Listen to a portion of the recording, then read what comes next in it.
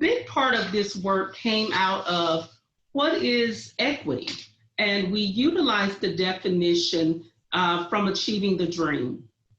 And I'll read it just as it is because I want all of us to see really what this means, what equity means. And again, every institution is going to have their own definition of equity, but it should all be planted in this foundation of some similarities here. So Achieving the Dream believes that access to high quality education in an inclusive environment is the right of all individuals and imperative for the continued advancement of a strong democracy and workforce. Achieving the Dream also believes higher education institutions have an obligation to work toward better equity for their students. Equity then is grounded in the principles of fairness. In higher education, equity refers to ensuring that each student receives what they need to be successful through the intentional design of the college experience. So again, equity is grounded in fairness. What is going to be there to help every student succeed, whatever their success and goals are? We just need to make sure we've given them the fairness there to be able to do that. Now, an important aspect of achieving equity is dismantling barriers. So what are those barriers that may be in place? Our Closing the Equity Gap subgroup identified 2 initial steps that are important to the process. The first is define equity and to create a statement of commitment to equity mindedness.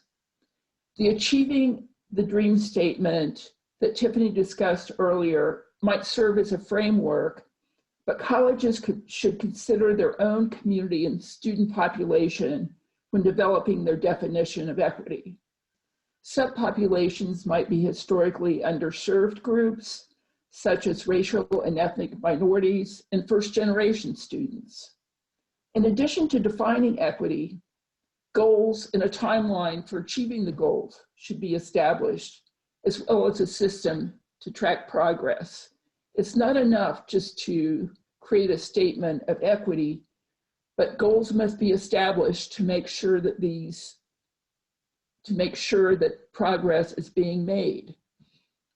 The second point is that post-secondary institutions should review and amend policies and practices that perpetuate inequities in order to impact a broader community of learners.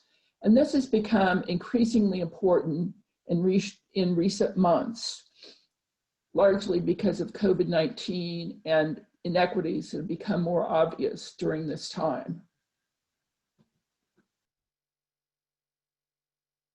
We defined the steps in the student experience, including connection and recruitment, entry and enrollment, progress and persistence, completion and transition.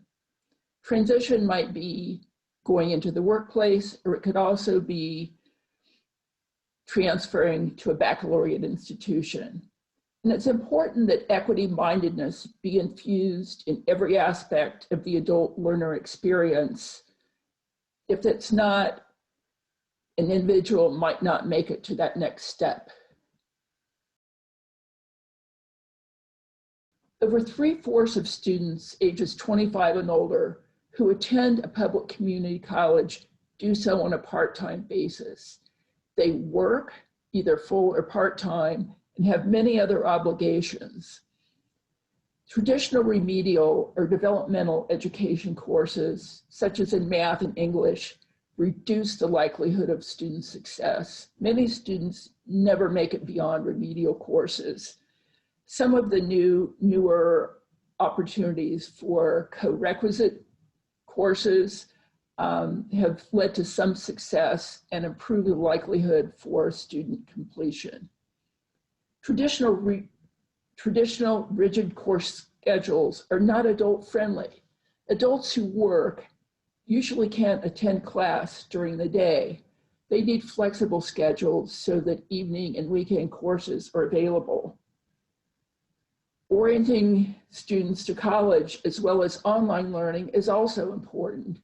An adult student needs to know where to go for student services for tutoring, as well as how to go about online learning. They may have been out of school for many years and don't know how to go about finding things at a college, finding resources. And it's also important to have digital strategies for flexibility. And that might include, say, asynchronous courses. It might include support services being available online. There could be many options. In addition, access to affordable childcare for the parenting adult is also very important. Our next slide includes data on the percentage of Americans by race and ethnicity who indicated it would be a challenge for them to secure reliable internet access or computer access for the purpose of pursuing education and training. The highest percentages are Hispanic at 39%, Blacks at 36%, and whites at 28%. And this is especially important in the days of COVID-19, when almost all learning is done online. The result is that a lot of individuals, particularly racial and ethnic minorities, are excluded from the opportunity for education. Our recommendations for enrollment and equity are as follows. It's important to establish strategies to support the diverse needs presented by adult learners, including building community partnerships to address social service needs. This might include mental health services. It might include resources such as food pantries, because many adult students have food insecurity. It's important to offer programs and courses with academic and non-academic support available beyond the hours of the traditional day. A lot of colleges have added that so that these resources are available in the evening, and that's very important to the adult student. It's also important to ask students about their needs and experiences, to promote a culture of care and practice of continuous improvement. We can't read people's minds. We need to ask students what resources might help them achieve success in their studies. It's also important to promote and expand Pell and other financial supports.